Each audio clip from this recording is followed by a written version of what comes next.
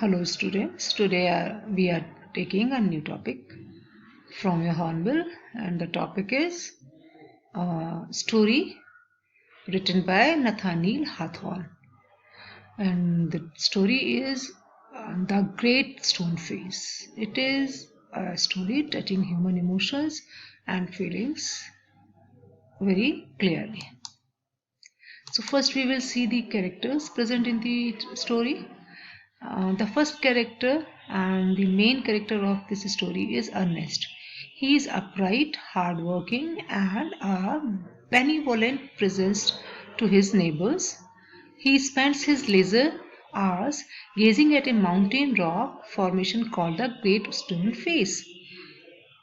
Ernest's mother, she is a loving woman who tells her son about an old story predicting that a child born in the valley below the great stone face will become the greatest person of his time. The story says his face will resemble the one on the mountain. And next character is Mr. Gathergold, a wealthy merchant who is a native of the valley. He arrives in the valley during his end days.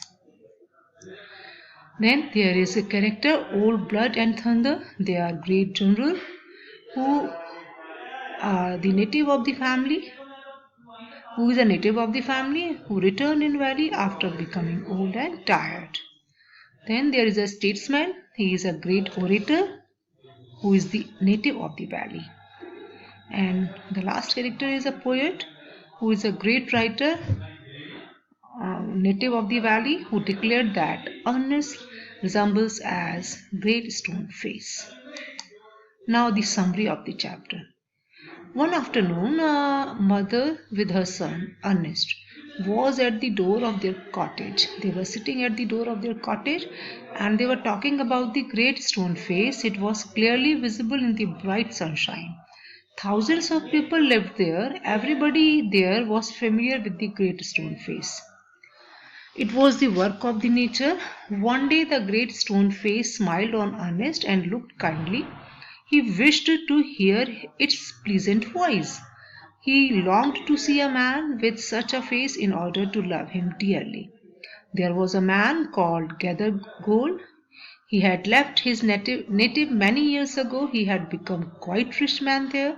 He decided to return to his native valley. There was a rumor that Gathergold looked like the great stone face. Gathergold had the face of an old man with yellow skin. The man considered him the image of the great stone face. Ernest gazed up the valley. The great stone face seemed to reject Gathergold as its likeness. Now Ernest had grown up to be a young man. Every day he would go off by himself and gaze upon the great stone face. He wondered why its likeness was delaying its appearance. By his time, Gathergold had become poor and died without establishing his likeness with the stone face.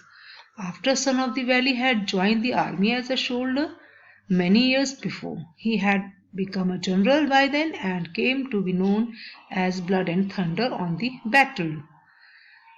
In his old age, he desired to return to his valley. The people considered him as the likeness of the great stone face. On his return, he was welcomed warmly. The gathering mistook him as the greatest man of all time. Ernest failed to recognize any likeness between Blood and Thunder and the great stone face. His art assured him that the real face had still to come.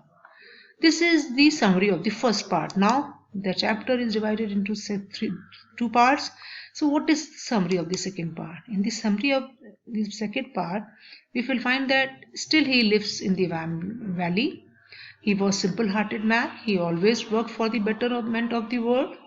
Though he was considered to be an ordinary man, yet he has humble and rich thoughts. With the passage of time, Ernest became old.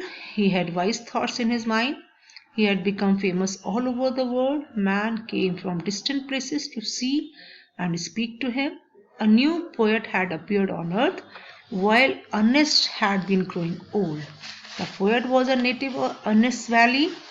but had stayed in distant cities for a long period. The poet had heard of Ernest's character. One day he came to his door. Ernest was reading a book and glancing lovingly at the mountain from time to time.